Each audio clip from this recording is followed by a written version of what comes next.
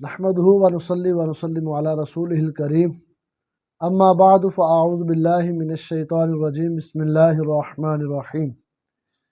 नाज़रीन किराम, आज हम नए वीडियो के साथ, नए प्रोग्राम के साथ हाजिर हैं। हमने अपने इस प्रोग्राम के 3 पार्ट बनाए हैं। पहले पार्ट में हम जिक्र करेंगे अक़ीदा ख़त्म नबूवत कुरान पाक की रोशनी में, और दूसरे हिस्से में हम जिक्र करेंगे अक़ीदा ख़त्म नबूवत अहादीस मुबारका की रोशनी में, और तीसरे पार्ट में हम फिर जिक्र करेंगे कि मरज़ई कादियानी बदबख्त काफिर किस तरह मुसलमानों पर हमला करते हैं, किस तरह ये अपने दीन की तबलीग करते हैं, और क्या ये हक़ हैं या सच हैं। अहादीस मुबारका में इनके बारे में क्या है, नबूवत का दावा करने वालों के बारे में, और हमारा आइन पाकिस्तान इनके बारे में क्या कहता है। इस हवाले से हम तीसरे पार्ट में इंशाल्लाह जिक्र करेंगे। आज हम कुरान पाक की रोशनी में अक़ीदा ख़त्म नबूवत को सुनने की कोशिश करेंगे। अल्लाह तबारक व तआला हमें सही सुनकर अमल करने की और अपना अक़ीदा दुरुस्त करने की तौफ़ीक़ अता फ़रमाए।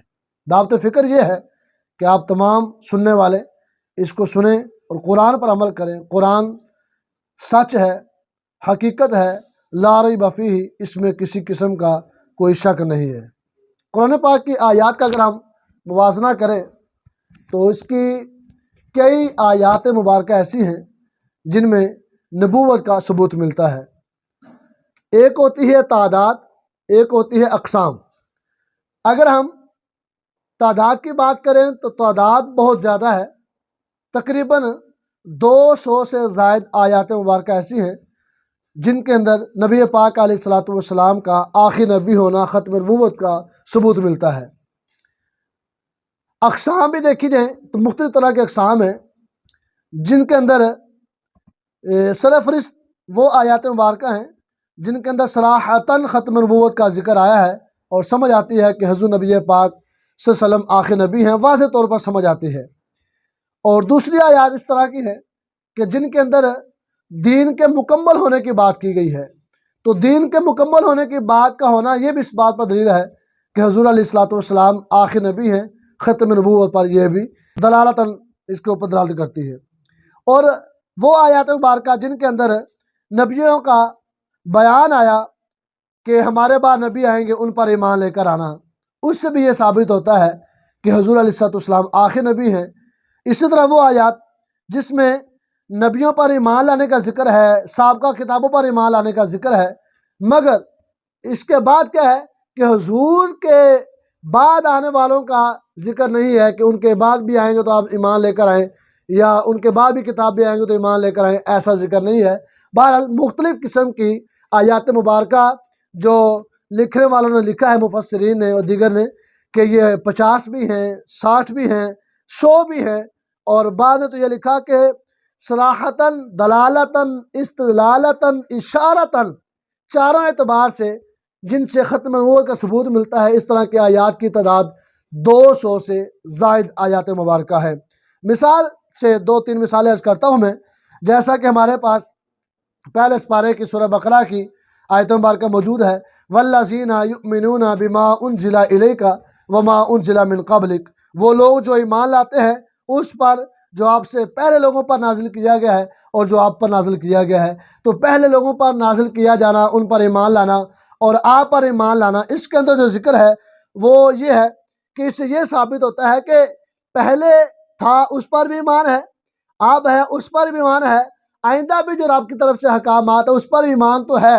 लेकिन इस बारे में आयत मुबारका नहीं आई कि आपके बाद जो ईमान लाएंगे तो वो भी ईमान वाले हैं। पता ये चलता है कि हुज़ूर अलैहिस्सलातु वस्सलाम आखिरी नबी हैं। ख़त्म नबूवत का सबूत इस आयत मुबारका से मिलता है। एक दूसरी आयत मुबारका जिसमें वाज़ेह तौर पर और सराहतन और क़तई सबूत है, क़तई दलील है, और तमाम मुफस्सिरीन आइमा कराम का इस बात पर इजमा है, किसी का कोई इख्तलाफ नहीं है, सबकी राय मुत्तफ़िक़ है, तमाम मुफस्सिरीन का इत्तफ़ाक़ है कि ये आयत मुबारका वाज़ेह तौर पर ख़त्म नबूवत का सबूत है। और वो आयत मुबारका 22वें पारे की मा काना मुहम्मदुन अबा अहदिन मिन रिजालिकुम वलाकिन रसूलुल्लाह وخاتم النبیین، فرمایا محمد صلی اللہ علیہ وسلم تم میں تمہارے مردوں میں سے کسی کے باپ نہیں، لیکن اللہ کے رسول ہے اور سارے نبیوں کے آخر میں تشریف لانے والے ہیں۔ خاتم النبیین کا لفظ اس آیت مبارکہ میں واضح طور پر آیا ہے، جس سے سمجھ آتی ہے اور واضح طور پر یہ عقیدہ ملتا ہے، اور اس عقیدے پر ہمیں فخر ہے کہ حضور نبی علیہ السلام آخری نبی ہیں اور سب سے آخر میں تشریف لانے والے ہیں۔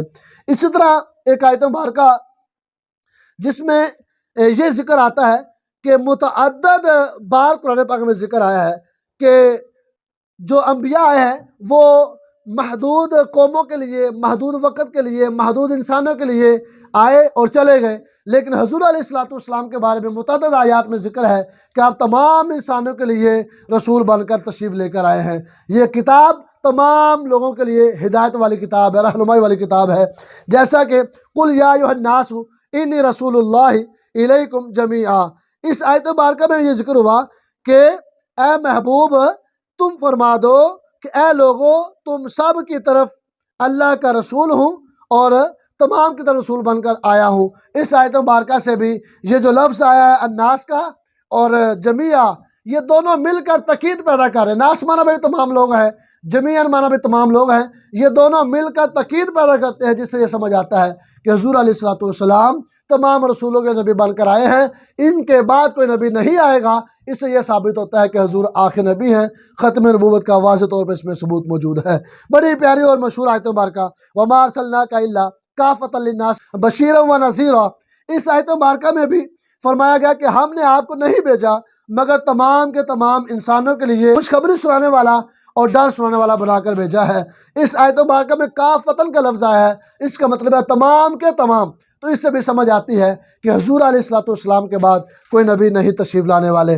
اسی طرح کوئی بھی نبی آیا، دین لے کر آیا، اپنے دین کی اس نے اشاعت کی، تبلیغ کی، چلا گیا، لیکن اس کے بعد جو نبی آتا تھا وہ یا تو نیا دین لے کر آتے یا سابقہ دین میں کوئی بگاڑ ہوتا اس کو سیدھا کرنے کے لیے تشریف لے کر آتے، اس کو دوبارہ امپلیمنٹ کرنے کے لیے تشریف لے کر آتے۔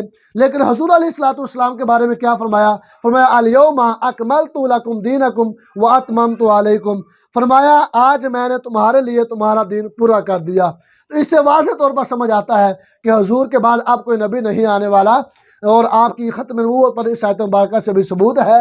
اگر کوئی اور نبی آنا ہوتا تو پھر یہ نہ ہوتا کہ آج کے دن تمہارا دین تمہارے لیے مکمل کر دیا گیا ہے، کوئی نہ کوئی نبی آتا، دین کو درست کرتا وغیرہ وغیرہ، لیکن چونکہ حضور آخر نبی ہیں، ختم نبوت کا ثبوت ہے، حضور نے دین مکمل کر دیا ہے، حضور تمام انسانوں کے لیے رسول بن کر تشریف لائے ہیں، حضور آخر نبی ہیں، واضح آیت مبارکہ ثابت ہے۔ لہٰذا ہمیں بھی اس پرفتن دور میں بھی اور تا دم قیامت ہمیں یہ عقیدہ رکھنا ہے، اپنی نسلوں کو یہ عقیدہ دینا ہے کہ حضور آخر نبی ہیں۔ عقیدہ ختم نبوت ہمارا ایمان کا حصہ ہے، لازمی جز ہے، اور اگر ہم اس کا ایمان نہیں رکھتے ہم دائرہ اسلام سے خارج ہیں، کافر ہیں، ہمارا ایمان معتبر نہیں ہے۔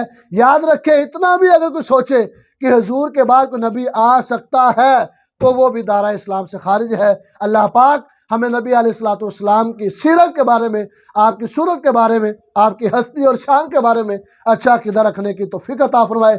اس پرفتن دور میں میرے سیدی امیر اہل سنت، شیخ طریقت، امیر دعوت اسلامی ابو بلال محمد الیاس عطار قادری دامت برکاتہم العالیہ نے بڑا زبردست سچا اور سچا عقیدہ دینے کے لیے جو تبلیغ کی ہے، جو تحریک چلائی ہے، آج آپ کے ماننے والے الحمدللہ جتنے بھی عطاری ہیں وہ سارے کے سارے حضور پر اچھے عقیدے رکھنے والے ہیں۔